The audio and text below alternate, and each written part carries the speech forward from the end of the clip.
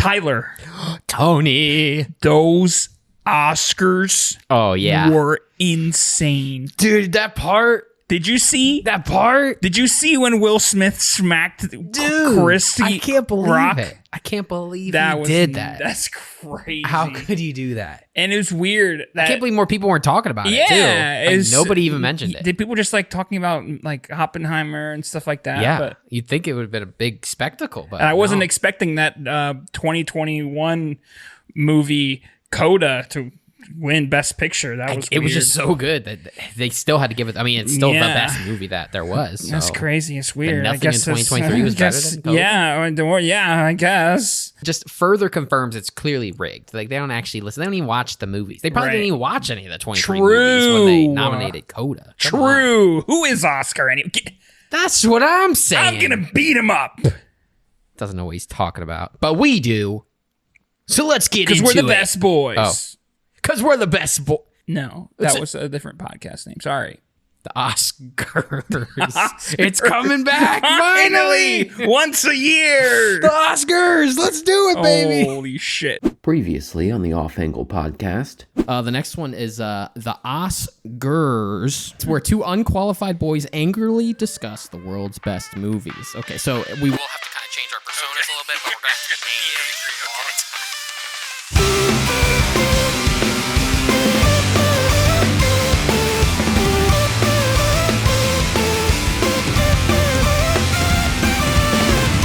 Everybody, welcome to the Oscars, or the Off Angle podcast, where two best friends take a look at movies and all that life has to offer from a slightly different perspective.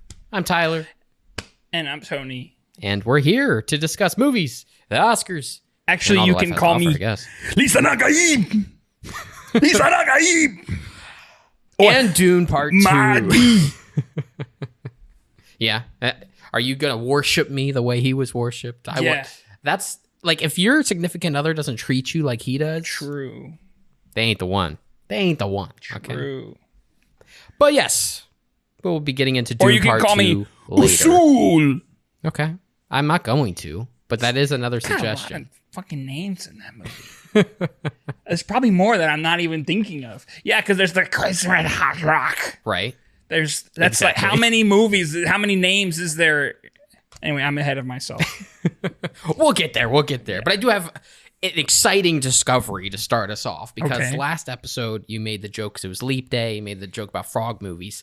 I got a new one for you. A new frog movie dropped. Hot off the presses. Yeah, brand new. And it's a found footage movie. What? That's okay. Called Frogman. Frogman. Okay. Just came out like a week ago or something, and I watched it. Is it good?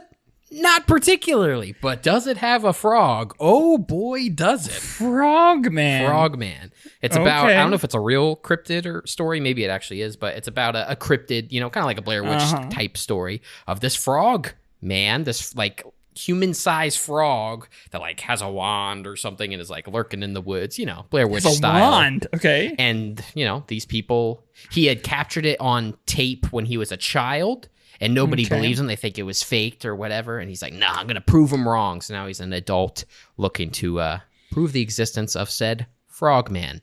And again, not very good. It leans very heavily into the glitchy camera trope of found footage. So anytime something remotely interesting has happened, it devolves into like still images or can't even tell what's going on. Is it like good glitches at least, or no? It mixed, but it was going off at the wrong times. I mean, I know it's to hide like poor VFX or like weird, practical effects that aren't going to look very good on camera, but it does feel like a lower end, like VHS segment. I mean, it's a full length movie, obviously, but VHS had some good glitches in some of them. That's true. People compare it to, I forget what the actual segment's called, but the one with the rat man.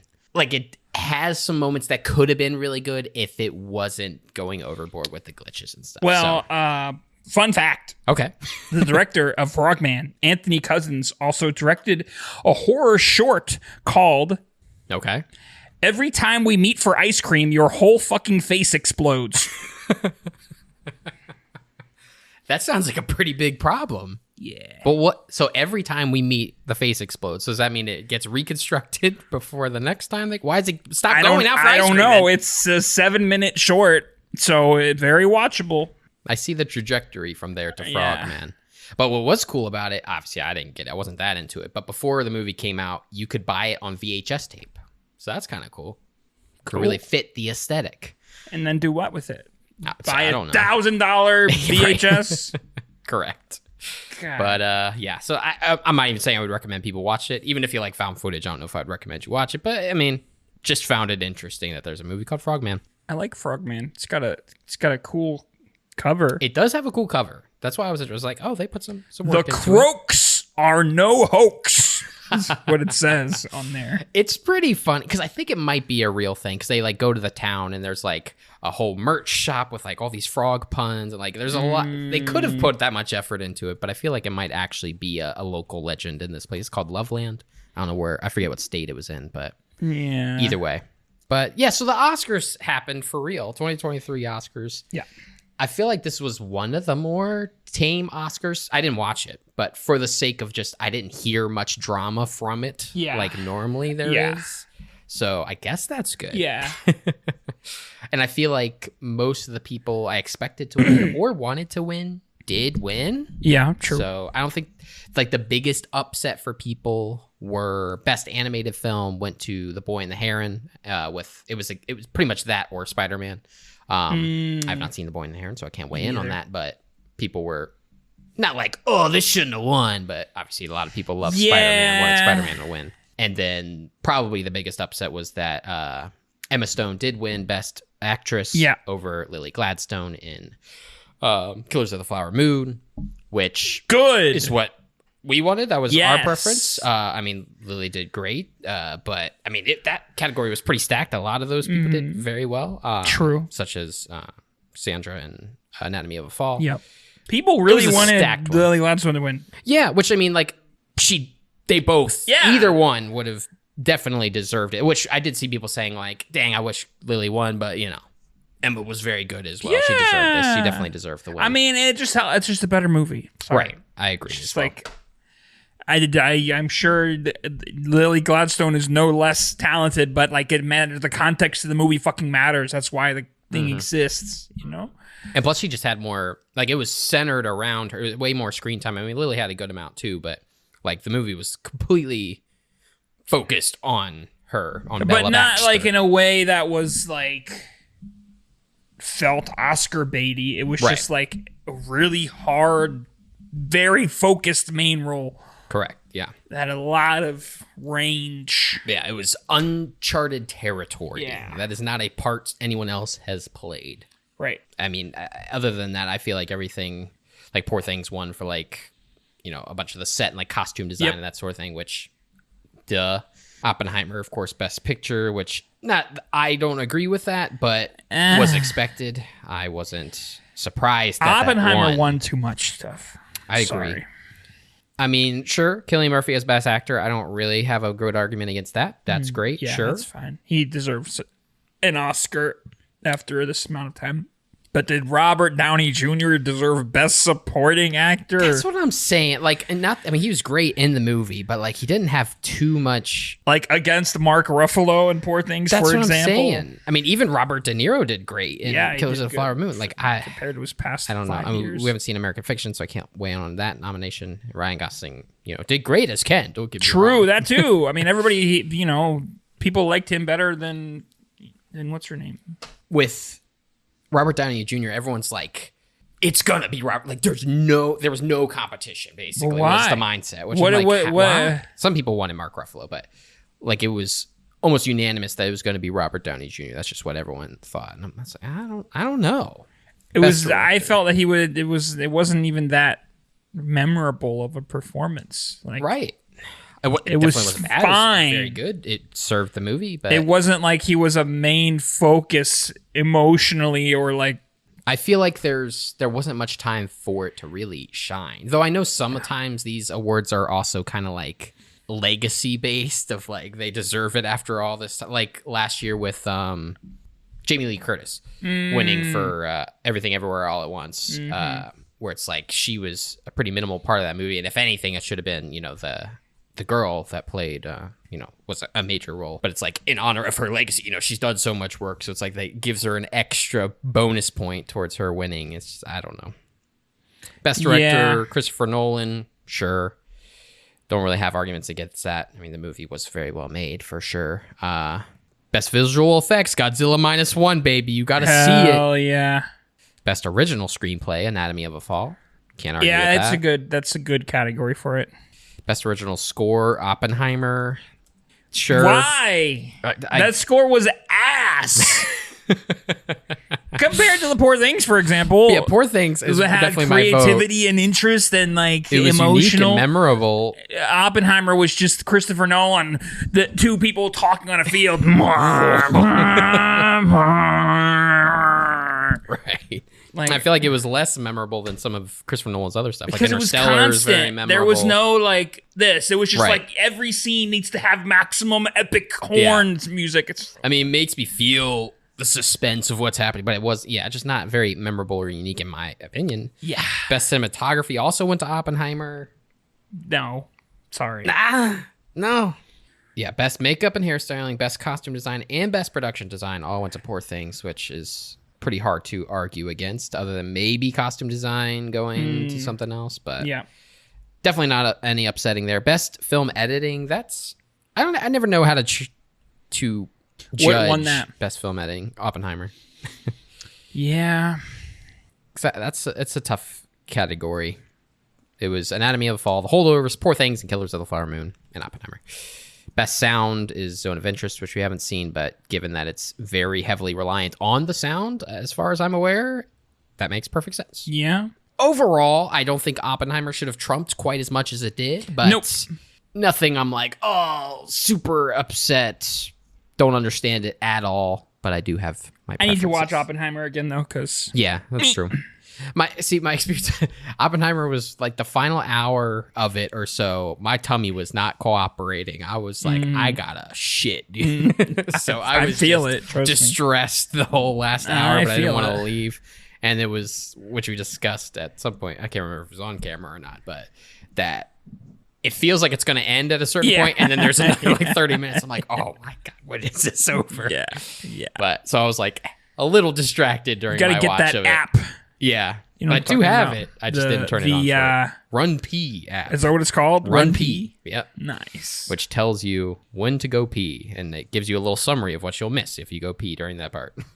But like I said, probably one of the least offensive Oscars we've had in terms of like the host didn't do anything too crazy. I know he had some jokes that didn't land, but nothing too controversial or anything.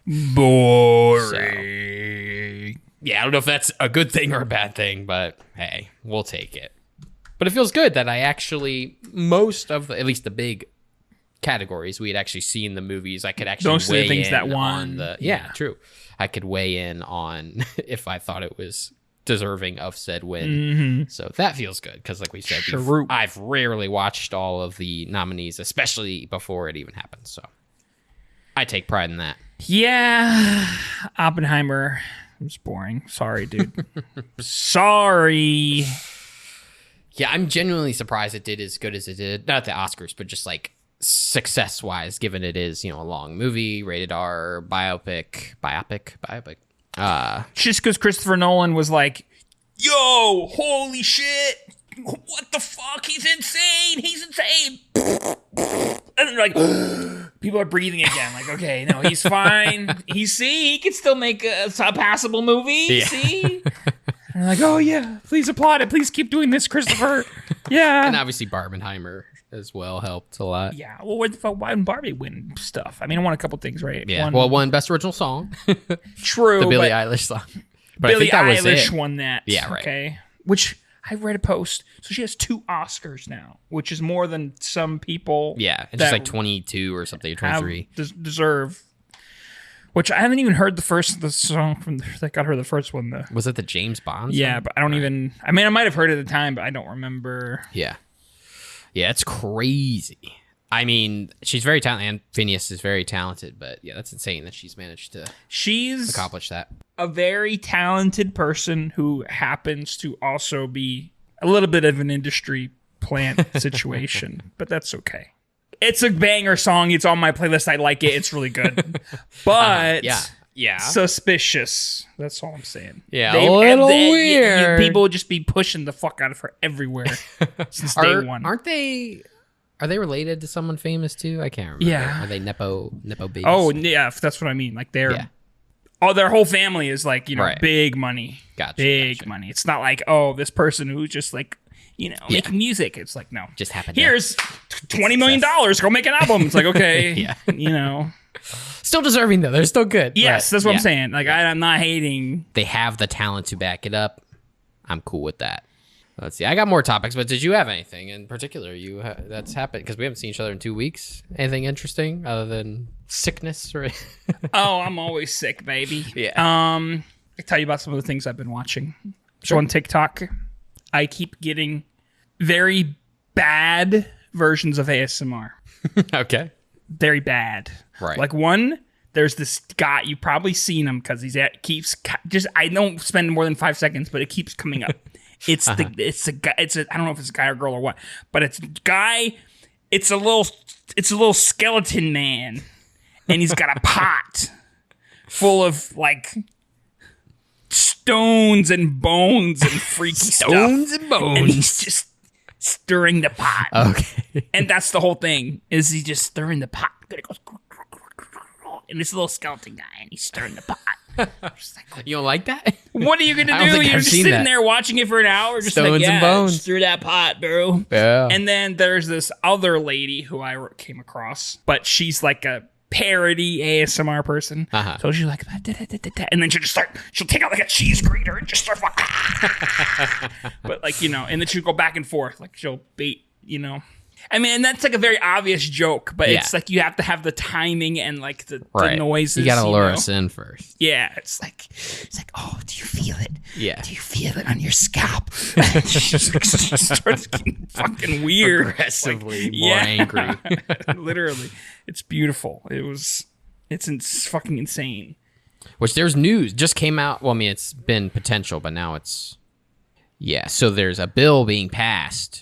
And it's like, I think it's to the final point now that they're going to ban TikTok in the US if the company doesn't like sell it, I guess. Just because they're worried about Yeah, fucking do it, baby. all the stuff. Yeah, Byte Dance. There is potentially a world where very shortly Bring it on. we will not have TikTok. If you're watching this on TikTok, Sorry. fuck you. Move over to the YouTube Shorts or something. Yeah. I mean, I think, listen, I think TikTok has made everything worse. I'm sorry. And there's not one person who was alive for Vine who thinks TikTok is better than Vine. I'm sorry. It didn't have the gross, like, weird fucking cynicism and, like, fucking ads every 2 minutes. And everybody trying to sell shit and trying to sell themselves. It's just, like, funny random shit. It was alive just long enough for, also with 7 seconds, it's hard to, or 7 True, seconds. Yeah. It's hard to become that gross and grimy, but yeah, it knew its lifespan. Yeah. And it was gone. And that's why we have such fond memories That's why of it. I think social medias need that churn. We haven't had a new one in a while. We need a new one. We get it to burn a little bit. Because now it's just all the current ones try to become each other. Like, yes. They're all the same. They all have the same suck. features. All of them suck. Does anybody like, I love Twitter? Is there anybody like, Instagram is perfect and I love it? No, everybody hates all of them, but they use all of them anyway. Yeah, because all of them like have that one tiny thing that I need to go. Like Twitter, I get a lot of my news from. Yeah. But I don't. That's it. Instagram, I hate Instagram. I don't even use Instagram, but it's good for like keeping up with like people, I guess, like what they're doing. That's where they post their stories of what they're up to. And then, TikTok just kills my mind. Yeah. It's horrible. TikTok Live is the worst thing ever created by man. It's the worst. You go to TikTok Live and there's just like beep, boop, boop, boop, beep, boop, boop, 1,000 things on the screen.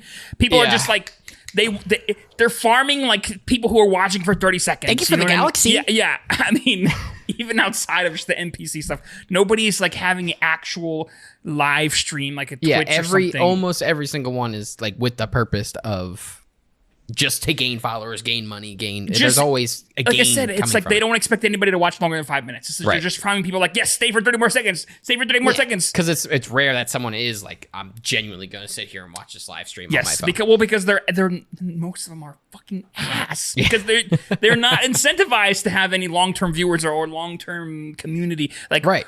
It's not the platform for that. Me and Via were watching this. She showed me this live. It was like, she was like, oh, there's this new Fortnite event. And I was like, oh, sometimes the Fortnite events are cool. And somebody was live streaming. I was like, okay, well, I'll watch it real quick. It should be whatever. This guy had like a countdown and it had like 45 seconds on. I was like, sure, I'll see what happens. I don't know. Right. And then it hits 0 and it starts over. He starts the timer over to 30 minutes. And then she comes back to it 4 hours later. He's still standing in the same spot. Like, guys, are you ready for this? Guys, are you ready? It's counting down. It's just, yeah. Oh. But that's every live stream is like that. It's not just like, oh, that one guy is just a freak. Because it doesn't matter. Like if someone loses interest and leaves, it doesn't matter because hundreds other people are going to come in and they're not going to know that the previous people went through the same loop. So it's just endless. It's preying on our attention spans. And I hate it. And it's just shortening our attention spans even more. Yeah. Because I have to, it's a trap. Every spare second I have where I have a moment I'm waiting on something or, there's a lull.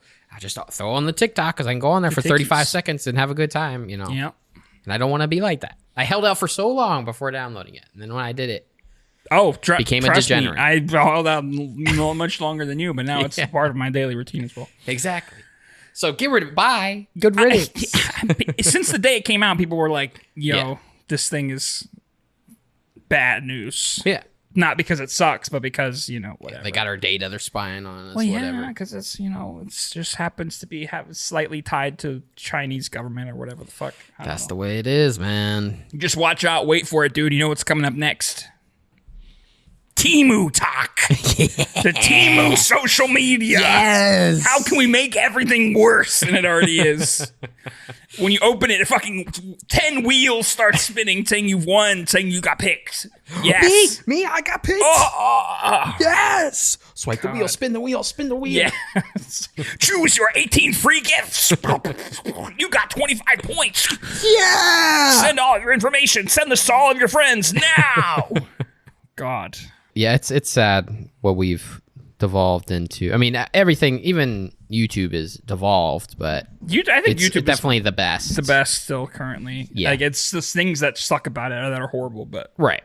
But overall, it still seems like the most like genuine platform. Yeah. People on there are still pretty genuine. Like shorts kind of suck, but they're also fine. Right. Live streams aren't the best, but they're fine. Right. It's just like a perfect middle ground where it doesn't do anything completely wrong or predatory. Though I have to say, recently they swapped. So you only have a video, right? Comments, related videos. Yeah.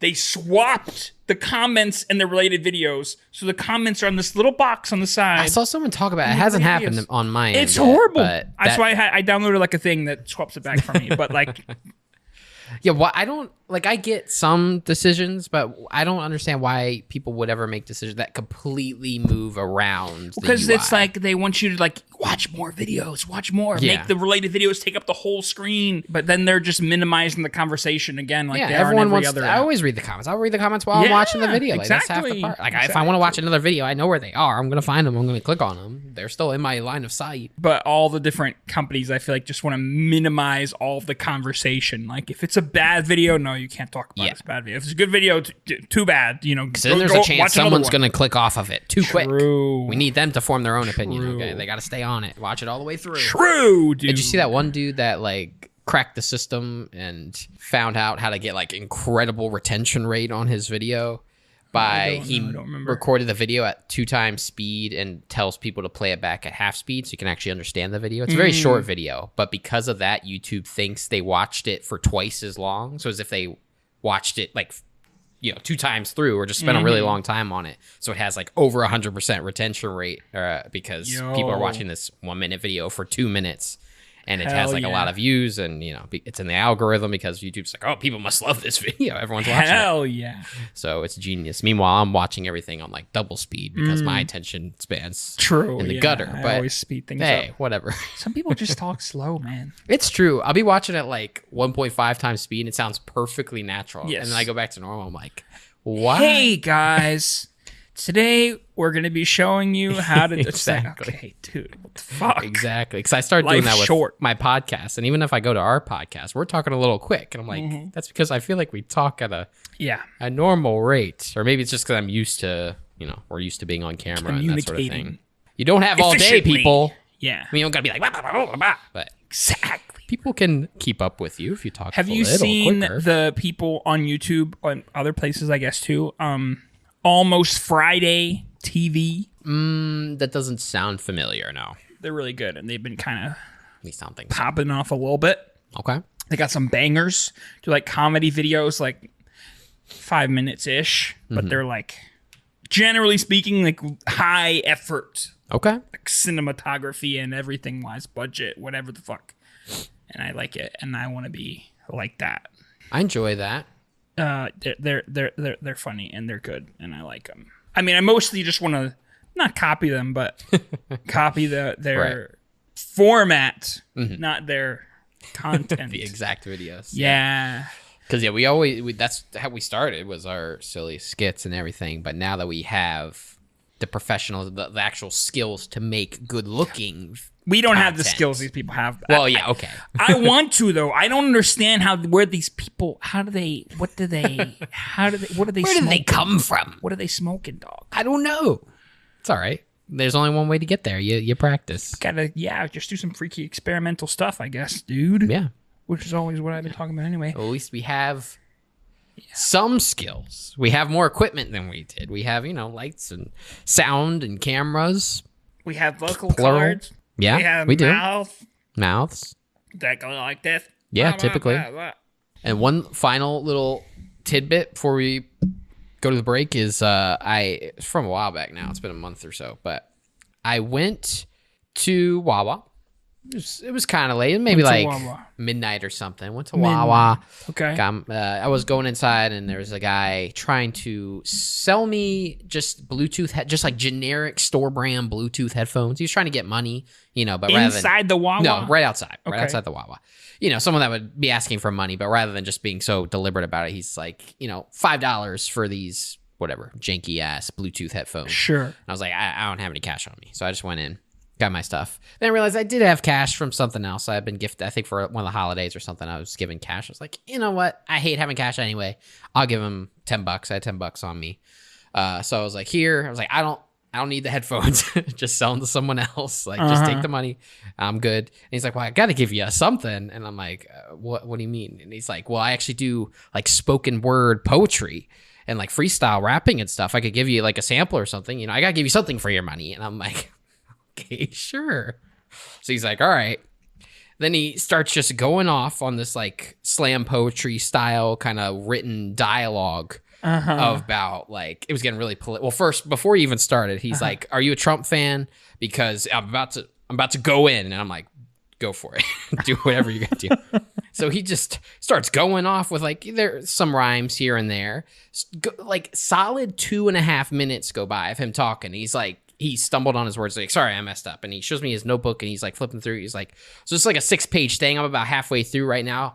And I'm like, he has this whole thing memorized. It's like 6-minute stand-up slam poetry thing. He keeps going. I let him finish because, I was in it. I was into it. And he's just telling me his life story, telling me about this thing. And then he's like, I also do freestyle rap. He's like, what kind of rap you like? And I'm like, I don't know. I don't listen to rap too much. Just you just go. Just do whatever. And then he does a 1-minute freestyle for me. And then I'm like, yo, that was definitely worth $10. It was a glory. His name was Omar. Shout out Omar. What time? This was like midnight. Bro, you're insane.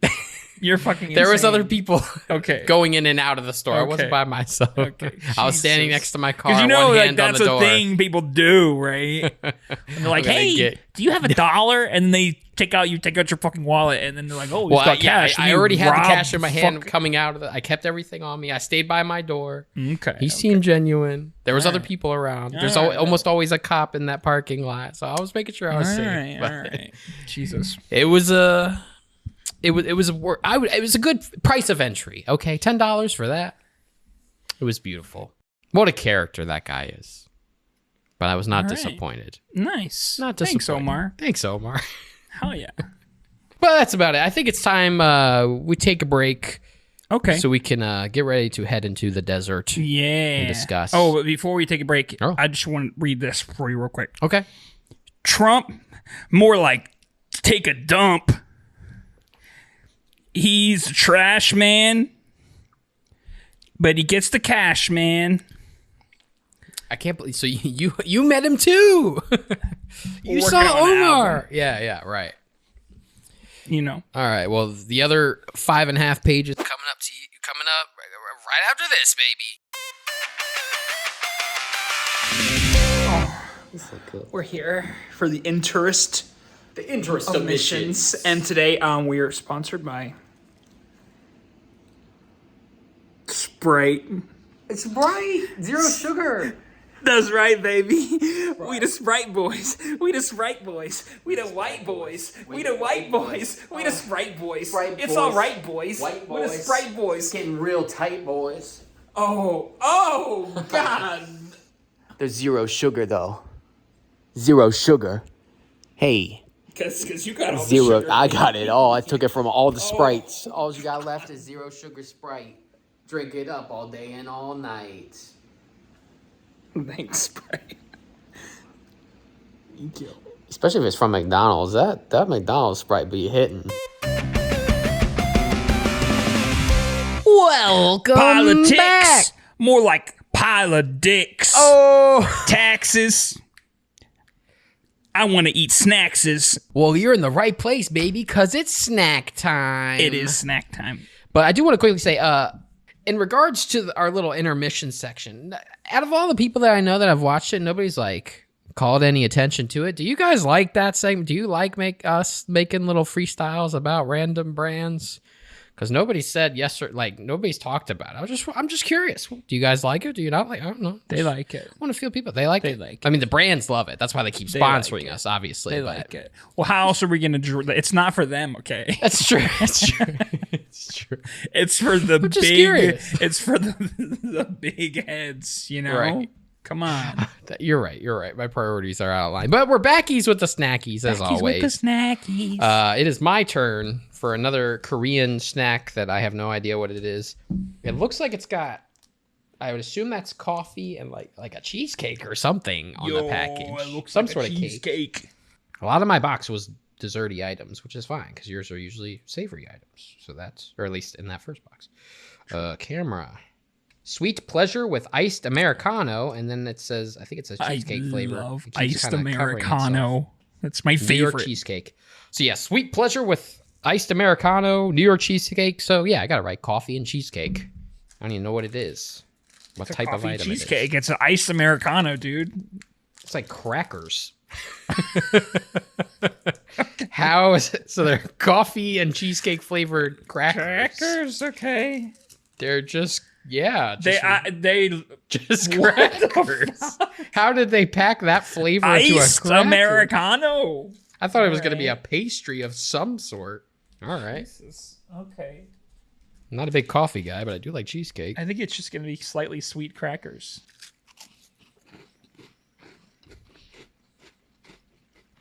You know what it is? What? It's the stick from Pocky. Oh, really? Tell me it's not. I could see that. It's got a very faint cheesecakey-ish aftertaste. It literally is the Pocky stick. Can you get just the sticks? Now you can. I guess you're right, yeah. Iced Americano, baby. If you gave me this, I would just think they're just regular-ass crackers. They're sweet crackers. Yeah, they're a little sweet, but I wouldn't have guessed either of those flavors. It's like a cracker with some sugar in there. I think it's horrible. You don't like it? I mean, I'm not like, ooh, I need more of these, but I would never choose it. That's fair. Because here's my thing. If you're going to have something that has sugar in it, there's 10 million other things that you got to go all in. Well, I mean, there's probably a good amount of sugar in there to make it taste sweet like that.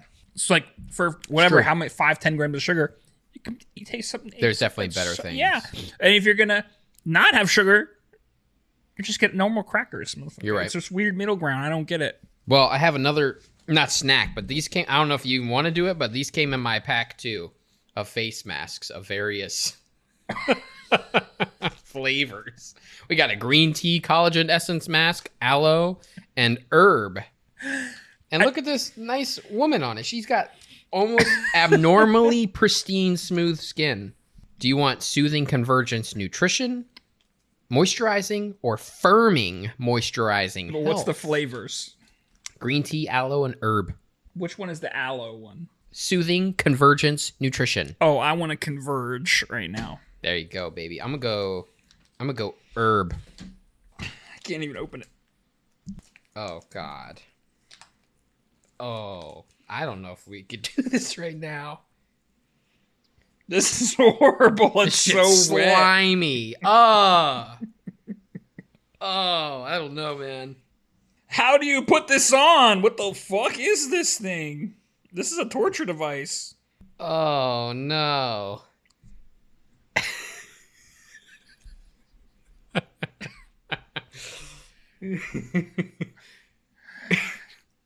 Wait.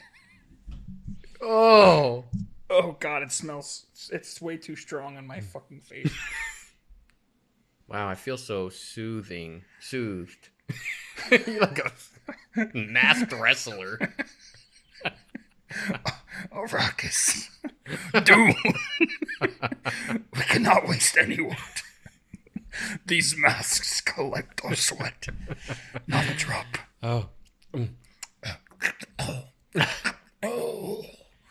All right, so it says keep these on for 3 hours. No, I have no idea. Can't even read the instructions. Oh, it says do not put on face. Do not put on face. Leave on for 15 to 20 minutes. Take the mask off and tab the remaining collagen essence all over your face until it completely absorbs. Oh, so you only hit the one. You just, okay. Atreides! Well, while I have this on, this is before I even saw the movie, which is funny, but I had a dream that I wrote down where I was kind of like, I was on a beach, one with like kind of like a boardwalk and stuff. It's funny because all your like abnormally shaped eye sockets and everything. Yeah, it accentuates my features, dude. Come on. So anyway. So you had a dream you were on a beach. Yeah, I was on a beach. Were you with Zendaya? No, but yeah, all the Dune people started running out from the water towards me, just like in mass, dude. They were running. So I turned around, started running up the stairs because they're, everyone's coming. Everyone starts flocking from the beach, all the tourists, and they're like coming up. And I'm like, oh God. Then I spelled it wrong. I said Rimothy, but then it switched to Timothy as a kid. Okay. And then Katniss, ? And then I was following him around with a camera. Okay. Yeah, I don't know where Katniss came from. Like I said, Okay. this was before I even saw the movie, so I don't even know why it was in my head, but that was my dream. Anyway, I think we're good and moisturized now. Maybe. It's seeping into my eyeballs. I think I'm gonna have blue eyes from the spice. I feel like I'm just gonna be Really really shiny for a little look bit. sweaty as fuck. Do you want a paper towel? No, I'll let it seep into my skin. I'll rub it in a little bit. I mean, I'm definitely moisturized. I'll give it that. Timothy Chalamet is kind of like a Blue Eyes White Dragon in the movie. Because You got a point. he's blue eyes. He's like the white guy. Yeah. He's kind of like a dragon because, yeah. Before we talk about the movie itself, this movie really made me realize something about myself. Yeah. Is that with live action, I like them, but I don't think I can really ever, I don't think I ever have fully bought into a completely sci-fi or fantasy story where like everything's made up, like Star Wars or It's never Lord of felt the real. Rings, where, every name is made up, everything that's happening is made up. I mean, I do like fantasy, I do like sci-fi, but usually it's like this is what you're used to. Yeah. And here comes a little something you're not used to. Yeah. Such a, like even Harry Potter. I love Harry Potter, but it's, there's still the regular world, but then there's just like this other world that we don't know about. Mm-hmm. But meanwhile, with like Dune or Star Wars, it's like everything's made up. All the names, everything that just the daily operations. We're on a new planet you never even heard of. All these materials that you've never heard. Like it's just whatever I want to come up with. Yeah. And not that I don't like it. Like I do like those things. I do watch all these things, but it's hard for me to really buy into it with live action because it feels like it's just people making stuff up and putting on a play, and it's I don't think it's just the live. I mean, Dune is fucking weird, bro. Yeah. Like any other example you give, Dune is weirder. Why do you think Dune was thought to be fucking unadaptable for so long? Because there's so much freaky shit packed into every page of like so many weird names. Oh, this is the Gom Jabbar in the Hazni Shazaract and the it takes it to another level. It's like every object has 5 names and none of them sound like English. Yeah, it's hard to keep up because I was... I didn't rewatch the first one beforehand, but I did watch a recap, like a 20-minute recap. Yeah. And it definitely helped, but I was just like, damn, no wonder I don't remember all these things. I can't remember anyone's names or all the different, like the planets and the House Atreides. And, it's just like, there's so many words that are completely made up. Bene Gesserit. Yeah, exactly. Yeah. That you have to memorize, and it's hard to keep up with. That rarely happens where I'm able to fully dive into that. There's, like cartoons or anime or things where it's completely made up and nothing makes sense. And I can buy into those. Maybe that's because cartoons are generally more geared towards family and children audiences, so they're less freaky, wacky. It's a little more digestible. Yeah.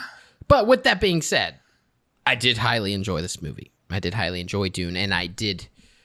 Now that we've gotten to the second one, because I remember walking out of the first one because we watched that one together, and because it is definitely a part one like that, it's almost primarily all set up in part one that you don't know how to feel like about it because it's just like exposition, weird names, weird everything, and now this is like the payoff. But now as a collective, I definitely enjoyed this world. It's arguably as good as it could be given what it is. Yeah. And it's just a fucking treat for the eyes and ears, my guy. Yeah. It is stimulating. I was so stimulated. I think probably that this movie has the most just single frames that I'm like, God damn, that's a beautiful shot. True. That is a beautiful sequence. True. The lighting in that, the symmetry in that, whatever. Even in like the opening scene, I'm just like, oh my goodness, this is incredible. Yeah. I mean, that's the boy. I think my favorite character was the fucking...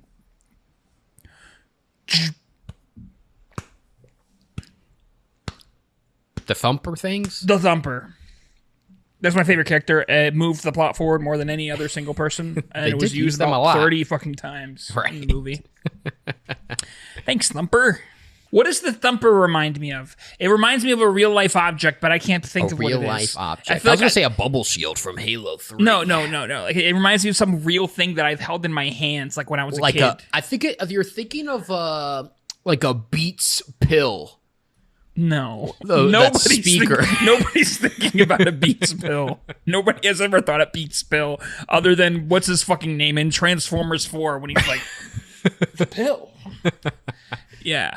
It actually does that same motion, I don't know. Or... I think so.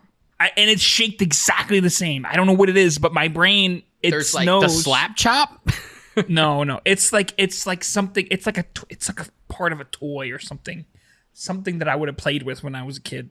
It might have either been a toy or something. It wasn't necessarily a toy, but Okay, I don't know. I'm gonna find it. I don't even know how. It's hard to describe the movie. I hate describing movies. Don't describe Dune. Okay. Just watch. Just watch Dune. We're not going to describe it. I mean, if I had to describe it in one sentence, it would be like a rich kid has dreams that he is God, and he becomes God. He's like destined to be this entity, this almost deity, just this fulfill this prophecy, and it's him fulfilling that prophecy, basically.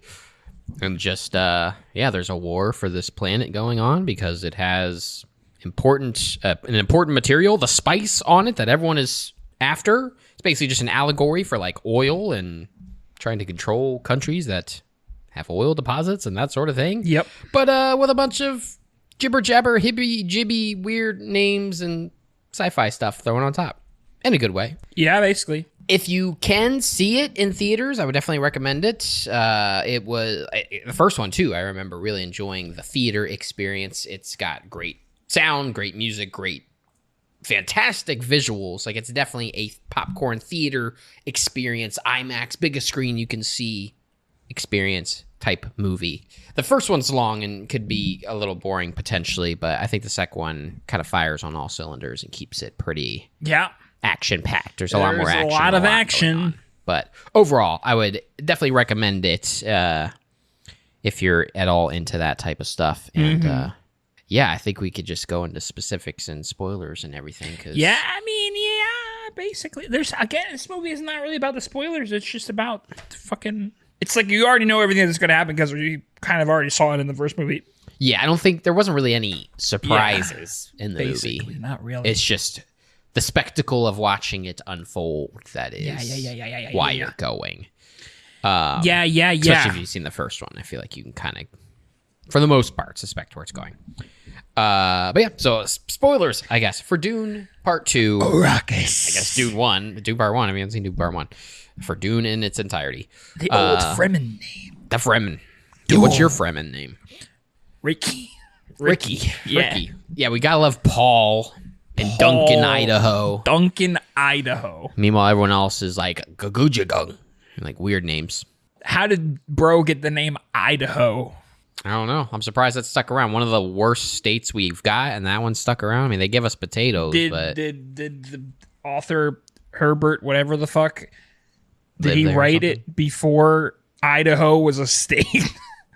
I don't think he's that old. I don't think so either. When did Idaho why was he like, yo, Idaho? Now that's a cool space name. That sounds cool, dude. Is he from Idaho? He just ran out of creative juices for names out of everything else he had to come up with. He had one more character, and he's like, I don't... You know what's crazy about this movie? I read a thing that was like how comparatively low budget it was to a lot of other things. Yeah, I saw that. Every character is like a known person. Yeah, and also just, pretty much from all aspects, it excels. Yeah. And it look like I think one of the most impressive parts other than the like cinematography and things is that all the special effects, which there's obviously a lot of, are pretty much flawless. Like nothing ever took me out in terms of the visual effects, and I'm sure that's a big part of the budget usually. Yep. Or if you have a relatively small budget, that's one of the first places it's going to show. It had $190 million budget, which is like a lot. Yeah. But like, given what it is, Avatar 2 was like, I think like 270 or something like that. So like almost close to kind of double. Not and really, almost but, every Marvel movie these days are, I think, over 200 million. Yeah. And we know how some of those tend to go. So it's incredibly impressive what they were able to do. You know what's more impressive? That Madam Web had an 80 million budget. What it pulled off with that 80 million. It's insane. It's insane. Mind blowing. How did they? They really stretched it. I am genuinely shocked. They strung it like a web. Incredible. Yeah, it's just a good movie. It is what it is. It's a good movie. I kind of forgot. I think I knew in advance, but I didn't remember that it was just a 2-part. Right. My brain was wired for trilogy, and I was like, why is it going so fast? All this stuff they were mentioning, I was like, it's going to end right now, right? It's like they're not going to actually show all this stuff they're talking about, and then like the last 30 minutes, like, no, we're going to do all of it. We're going to do all of it. Yeah, because this is the end of Dune, the book. The first book. Yeah. There's more books after this. There's more to the story, but this completes this story, this part of I this think journey. he's definitely, it hasn't been confirmed, but that he's probably going to do the next one more movie for the next book, and then probably no more because... Which the next one's what, Messiah? Yeah, and because I know he had said that like the later books get increasingly bad, basically. Okay. I think he said like esoteric or something like, and weird, that they wouldn't really be good for the screen for today's audiences, but... Fair enough. They think the only thing that I could have been a little better was the pacing towards the end. Like I said, it was like pretty good pacing, and then like I said, the last like 30 minutes, everything was just kind of as soon as after he drank the water Right. bullshit. It was just like everything just happened. It happened. Yeah, because especially because like there's obviously a big climax, a big like final hurrah! This is all the crazy shit's happening. It was like what's the name? The Emperor. It's like he's coming. There's probably gonna be a final battle, and then it was just like we're already doing having it. the battle. Yeah, like whoa, he's here. We're doing it. Yeah, I was like, damn, when did they even set this up? How is this happening? Yeah. So yeah, I agree. And then I thought like the bad guy they had set up was gonna be around till another movie. Yeah. And just like nope, it's time to fight. I thought he was going to, because like I told you in the last episode, there was a lot of people praising the performance and like how good of a villain he was and everything. And like, I think he did very well, but the amount of screen time and the amount of like impact he had was very small. Yeah, he reminded me of Bill Skarsgård a little bit. The guy who played It and other things. Right. Reminded me that had that energy in his eyes. You know what was kind of weird about this movie? Him and Paul they did this with. Motherfuckers put their voice in Audacity and turned down the pitch by like 8 semitones. The bad guy's voice, that's not his natural voice. I'm sorry. You don't think Paul, so? No. He's got that Elvis voice though. He was Elvis. That's right. Yeah. I don't think so. I think they at least bass boosted it to fuck, Okay. And Paul, he's like, hey, I'm Paul. What's going on, guys? And then he's like, when he makes a speech, his voice goes down a full octave. Just like, what's called acting, man. That's not acting. That's called editing. He hit puberty in the middle of the movie, dude. No, but it goes on and off. When he's speaking the other language, he's like, he's an animal. He's a monster. Literally. I mean, it's not him. It's altered. I'm sorry. Well, wait for the Blu-ray to come out. Watch the behind the scenes. I'll bet they got him behind the scenes footage. That's just his voice. I'm sure because we've heard him yell a few times, but like he didn't sound like that. Yeah. Like there was one time when he screamed at his mom, but it just sounded like him screaming. It sounded like Timothy screaming. It did not sound like, this, which it was cool and I liked it. Yeah. I'm not saying it was bad. I'm just saying like weird choices, but I like the choices. But it had impact, choices. baby. It had impact. A lot of things had impact. A lot of guns and explosions and worms. Yeah, the worm scene. Well, all the worm scenes, but the first time he's riding the worm, terrifying. I think they said they took like months to film that sequence, which I believe because I was just Why? like, how? Well, I mean, it's complicated. I don't know. Like I'd be curious what everything. they actually did in live action. I thought most of it would just be CG. I don't know what the fuck they would need to film. No, I mean, I'm sure when he's actually riding the worm, like a lot of that's CG, but just like, where he's like falling into the sand and like all that. Like, I don't know. I'm sure more of it was practical than you would have expected. I want to see some of their sand pits. Yeah. Do they have a big machine that makes? Yeah, maybe. Maybe the the worms part. are practical. When the sand becomes water, and you're like, that's how they swim through it. They vibrate the sand so it's like water, and they just fucking. Like those little things when you put like a little robot on like a toothbrush, and it just goes, but it goes. Yeah, you're right. It's just like you just vibrate in the right way, you can move forward. Well, first off, unrelated to the movie itself, but my movie watching experience is because we were going to go together, and then like last minute you weren't able to go, so naturally I didn't think anyone bought the tickets next to me, so I had 2 open seats next to me. Yeah. Cool. Then an hour and a half into the movie, someone comes and sits next to me. Okay. Starts munching on his he's got candy or something. Then the whole time he's watching the movie, this dude's just breathing sounds like he's snoring. I keep checking to make sure he's like awake, but he just Oh my god. Incredible. And sometimes the movie's quiet, and I'm just like, bro. And what you missed half the movie. I just didn't understand. So, But anyway, one of my favorite things is still from the first movie because that has such a abrasive opening with that weird like stuttering music track. Yeah. I was like, this is sick. They had little bits of that in here, but not much. The opening itself wasn't quite as, but it was very good. But yeah, I love the opening. The whole opening sequence was sick. Anytime anyone floats or flies, it's like the way it's like so graceful, so just gentle. Yeah, it's not like like jetpack. It's just like they just lift off, just slowly leave the ground.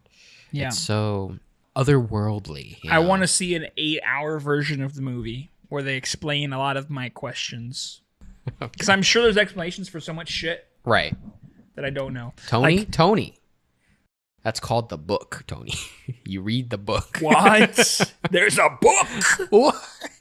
Yeah, I mean, I know I can read the book. Maybe will eventually. Yeah. But like they have the guns. Mm-hmm. But why doesn't everybody have a gun? Is it just like they're hard and expensive to make, and they like fire them so little, or there's like other times Because they have the shields, and the guns don't work on the shields. The Fremen don't have fucking shields. Well, yeah. So they have all the enemies, and one guy has a big laser gun, and all the other ones have like little knives. And the guy with the laser gun is fucking people up, and all the people with knives like, I'm dead.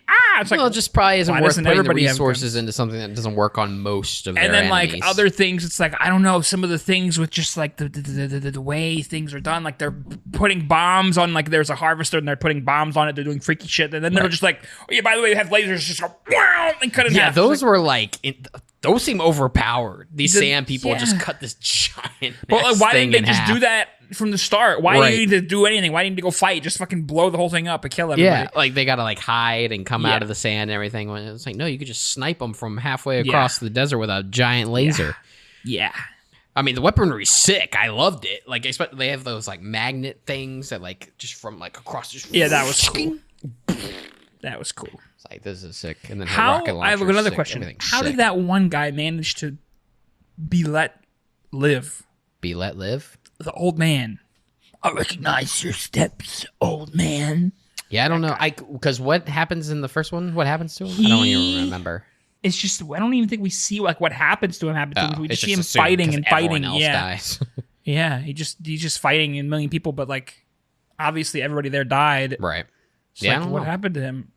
I don't know. Maybe it's explained. Well, because he said that like they cut him and like he got captured. Yeah. But I'm saying, why the fuck did they let him live? Why were they like, okay, yeah, you can just go back out in the spice fields? Like, I don't know, it's just weird. I didn't really fully understand what they were trying to say with that scene. It was like, was he working for them? But he was saying he was just like he had, what's the word? I don't know. He was just like a third party who was just there like a mercenary kind of thing, helping. Right. I don't know. It's just weird. Because they were like going to attack and everything, but then he realizes it's him, and then they're like, oh no, like he's good. Weird.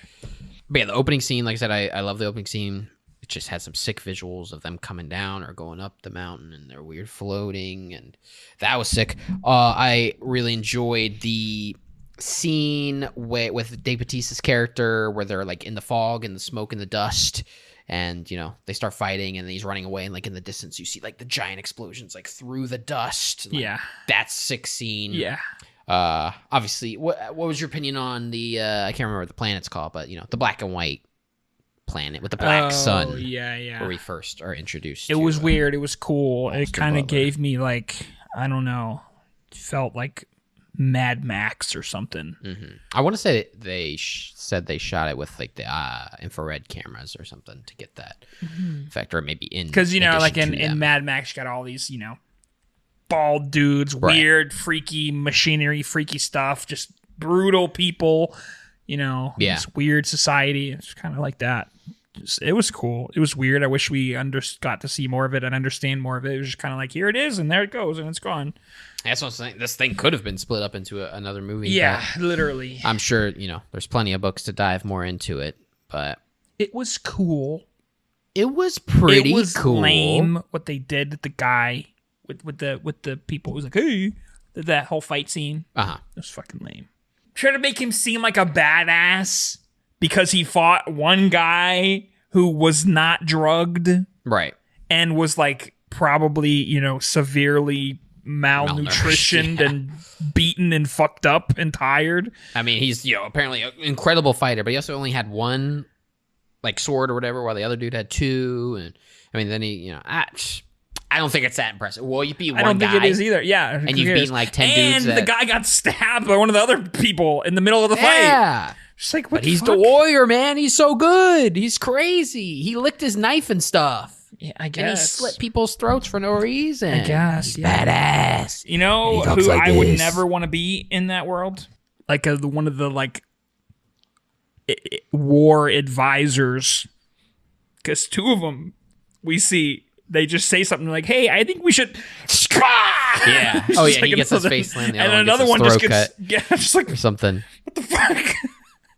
Just for saying like nothing and just start talking. You're just like, no, you die. And these people are crazy. Stay away from anyone that's bald is what I've learned from this story. Which apparently they're not actually bald in the book. It was a choice that he made just to like really make anyone that's a part of that group stand out. And then it is kind of intimidating. True. Just alien, freaky people. Yeah. I wish we got to see more close-ups and understanding of the Emperor's army before it was just completely fucking wiped out and destroyed like nothing. Right, because he's like, you know, he's the Emperor. Because they had some freaky stuff on like the first one when they were showing the Sardaukar or whatever is what they're called. Yeah. You know, they had that guy there. Right. Like, that was so cool. Such a memorable scene. It's like these freaky people. They have a freaky, weird society too. I want to see what they got going on. What's happening there. Yeah, which, I mean, again, I'm sure it would dive into more later. I think it's just convincing. We just got to read. We got to read. I guess. Or wait 8 years for, you know, one more movie to come out. Or I don't think it'd be 8 years. He works pretty fast, generally. Yeah. Maybe. Question mark. But literally, it was like every 10 minutes, there was a shot that I was just like, wow, all the architecture, like, not just the fact that it was black and white, but that whole black and white place, like everything, the buildings and everything in there, like when he's walking down that hallway and meets the other woman, like, you know, it's just these long pillars and the way the light's coming through and like the fireworks are like having light come through the windows, just like everything is so good. And that fucking the shot where he's going after he drinks the thing, he's gonna give his big speech, and it's just a top down shot where everyone looks like pebbles on the ground or something as he's going through that crowd. What is that shot? That's a good ass shot. There's a lot of good shots. A lot of beautiful, freaky stuff in there. Oh, man. A lot of weird, dreamy sequences. I said hundreds of pebble people. Hundreds of pebble people. Hundreds of people pebbles. Whichever. You know who I don't like? I don't think. Women. True. More specific. Oh, no. Though. Sorry. Fremen. Okay. Mispronounced. Fremen. No, Fremen are sick as fuck. Come on. Yeah, true. But I don't, most movies, I don't like Zendaya that much. She's just like fine. I agree. She's never doing like a performance or displaying any relatable emotion. I mean, have you seen Shake It Up though? Like, I do feel like she really held her own. Yeah. Yeah, I mean, she's fine. I think this is the only serious role I've seen her in. Because I mean, she's in like Spider-Man and stuff. I've seen her do other stuff. I haven't seen Euphoria, and yeah, she's fine, but nothing. I never know what the fuck. It's hard to take her seriously for some reason. That's what I'm saying. It's just like it always just feels like, oh, that's Zendaya. That's just like every other like Fremen woman character and like whatever just felt like, oh yeah, those people are actual badasses and they know what the fuck they're doing, you know? Or like the old Bene Gesserit lady who was freaky and like intimidating. But Zendaya just like feels like Zendaya. She's like just angry all the time. And also, I just hate people that have one name. You don't get to do that. That's what I'm saying. Only people, Beyonce, maybe. Zendaya, Aquafina.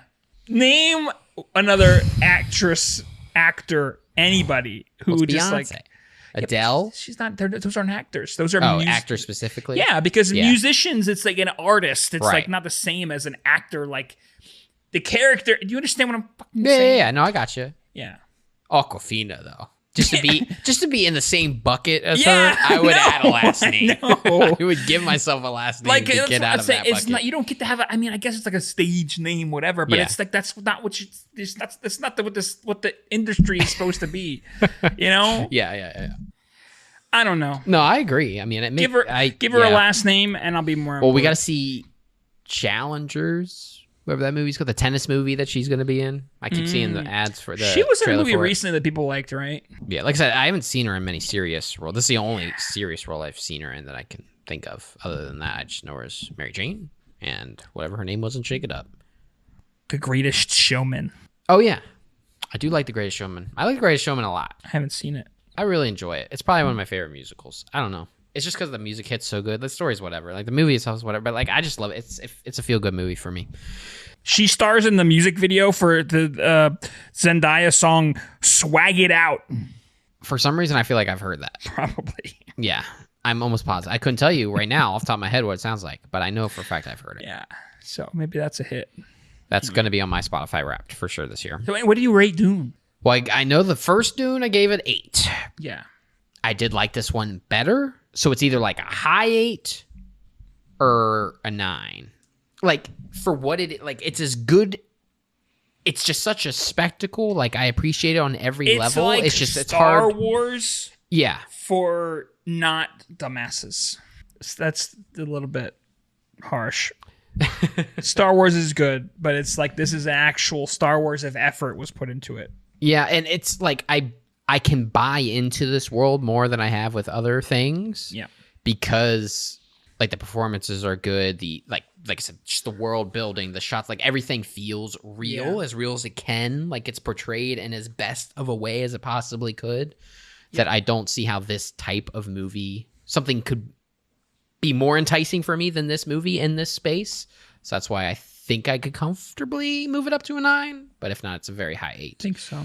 Also, I probably one of the better, I didn't find it cheesy. I was actually pretty satisfied with the name drop in this movie. I think it came at a cool time. I think it was impactful. I was like, oh shit, Dune, baby.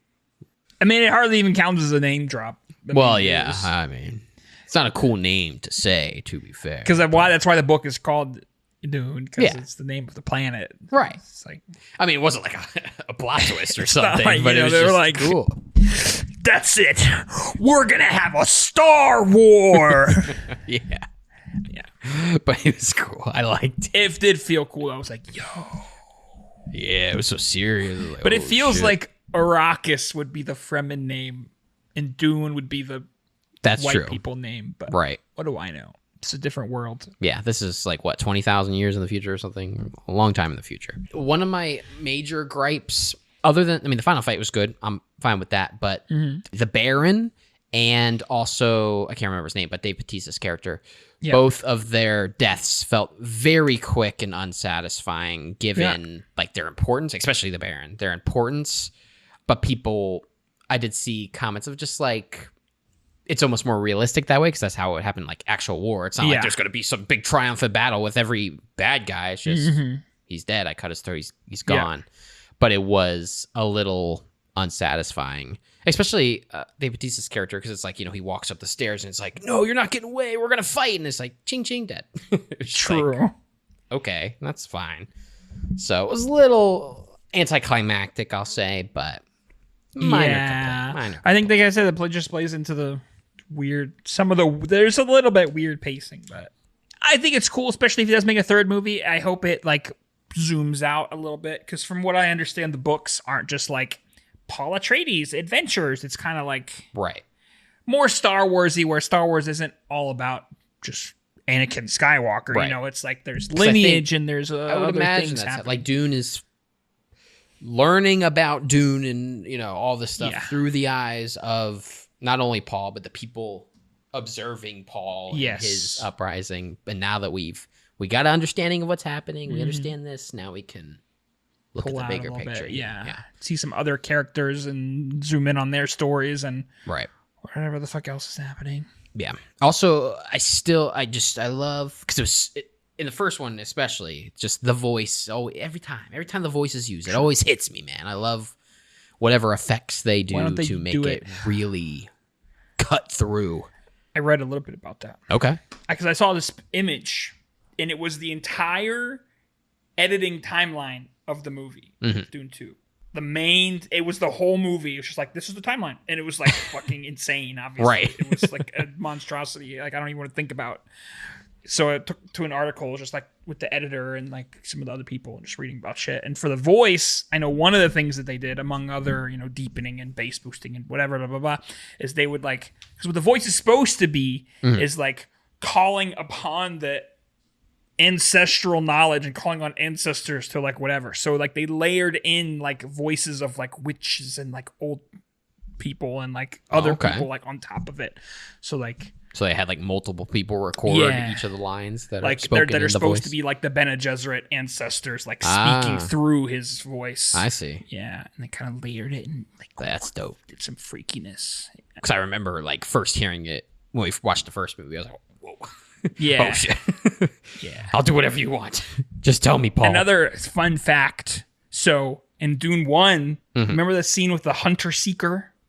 was the little robot that comes into Paul's room and tries to kill him or whatever. Mm-hmm. So some part of the sound effects from that, there was other stuff mixed in, but part of it is the editor's assistant making like fly buzzing noises, just going like. I love that in the movie. In like a professional Hollywood movie. Just, hey, here's a mic. It's like doing Foley in my basement. Hell yeah. Sick. I do have the Blu-ray. I should watch some of the behind the scenes and special features. Movies like this where I like to dive in because there's so much going on. There's so much like care put into it. You can tell they care about the source material. They care about just everything they're putting to screen. Everything's treated with the respect it deserves. And literally, it really shines through. It doesn't feel like a cash grab or someone's just churning out this, for a profit or whatever. It's like, we want to make this movie. We want to do it justice. I feel like we want to put everything to screen. Villeneuve, which has been my boy for a while now, my favorite director. He's got to be the most trusted director at the planet at this point. Especially with like sci-fi and... Yeah, because what did he do before this? He did fucking Blade Runner, which is another one of those things that's like, you have to get. Do not touch Blade Runner. Literally, like there's some diehard fans of that shit, and he nailed that too. He's just like... Mm-hmm. Yeah, it's insane. And that was... I remember being in awe of some of the shots in that movie too. Yeah. I know he's obviously not the cinematographer, but, his vision comes through. Yeah. So, shout out to the cinematographer, shout out to the editor, shout out to the sound people, shout out to, like, everyone that works on these movies, because technically it's... Yeah. Definitely see it in theaters, if at all possible, or see it a second time in theaters. Yep. I might try to see it in IMAX, potentially, because I just want to see what I'm missing, while I can. Yeah. But any other major things to say? If your name is Dennis, start calling yourself Denis. Sounds cooler. I was thinking about this. French is fucking whack. This is off topic, but I agree. Like the number 99. It's like most of the languages. It's just like 99, 999 with 10. 9. Yeah. French is... My pronunciation is fucking horrible. Yeah, right. It's been since high school, but 99. It's 4, 20, 10, 9. You have to. It's 4 20s plus 10 plus 9. That's You're like doing math just to say the number. Yes. Yeah. That's fucking ridiculous. They got to 20 and they're like, okay, we're done. Everything from here on is going to be multiples of 20. What the fuck is wrong with you? France. They do some weird thing. Like all the French movies I've seen, all the a lot of French music. Like France, they're weird people over there, man. Yep. What are you doing? You got good bread. They got Daft Punk over there. They got Daft Punk over there. They got Denis. Well, that's Dune, baby. Any recommendations for this week, my guy? No, I'm gonna save them for next week. Okay, well, I got one. I'll save one for next week as well. But I'm recommending Balatro. Oh, you played Balatro. Holy shit. I played Balatro. I caved, man. I was like, this is my I want to play it. I want to play it. It's so good. For those that aren't aware, it's like kind of pokery. It's like a poker card game deck building roguelike, which is a lot of buzzwords. Basically, you're building poker hands, trying to get enough points to, first you have to get 300 points. So you got to play the right cards. You got to play a flush to make sure you get enough points. So you're playing poker hands to get enough points to get to the next blind. But then you have these Joker cards that are randomized and you're purchasing in the shop. And those add a bunch of abilities, where every card you play is considered a face card, or where if you play an 8, it'll double your score, or all these things. It's just crazy, watching numbers go up. So if you like gambling without actually losing money, safely gambling, if you like watching numbers go up, if you it's just so digestible, and you just get addicted to just damn it. Because every run is very short, so if you mess up... In your professional roguelike deck builder opinion, is it as good as the amount that it's popping off?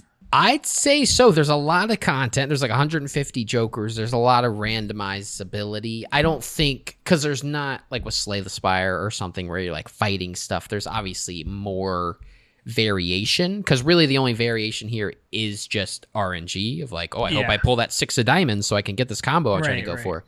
You can add more cards to your deck. You could have 100 cards in your deck and they're all 6s, there's a lot of wacky stuff, but there's not quite as much depth in terms of the roguelikeness, but there's a lot. As much as you could pack into just actual playing cards, it's what you should play. It's probably a worse version of Balatro, so that in mind, but it's a few years old at this point, so paving the way, maybe, baby. Hey, yeah. Luck Be A Landlord. Oh, yeah. I always wanted to try that. I've watched videos on it. It's probably a similar experience, but that's like worse. a slot machine roguelike. It's a slot machine roguelike, but it's the same thing like you said. Like you can have as many symbols in your machine as you want, and they have all kinds of millions of synergies and freaky stuff. Yeah, it's cool. It's good. I was addicted to that game for a little bit, like a year or two ago. Yeah. So there you go. Luck Be A Landlord and Balatro for all your safe gambling needs. If you just need something to quickly hop into. It's just roguelike. It's not even gambling. Yeah, you're right. But if you want the stimulation of playing poker hands and drawing cards and pushing your luck kind of thing and watching numbers get real big, it's a fun time. It's a fun time. It's relatively cheap. I think it's like $15 or something. But well, there you go. Mentioned it last week. Didn't get to this week. So what are we watching next? Oh, week? it's my turn. Yeah. We're gonna watch and talk about Sociedad de la Nieve. There you go. That's horrible Spanish for Society of the Snow, a Netflix documentary. Of the Snow, yes. It's available on Netflix. Go check it out. We'll check it out, and we'll see you next week. Peace. What's next week? Smart. That was the Got voice. him. It's that easy, baby. That's all we had to do. Thank you so much for listening. Off Angle is once again brought to you by me and Tony. The music track in the background was created by Tony, as well as random sounds that came out of my mouth upon request. We can be found on all social medias at Off Angle Pod. And also be sure to leave us a rating on Spotify and Apple Podcasts. We'd really appreciate it. We'll catch you guys in the next one.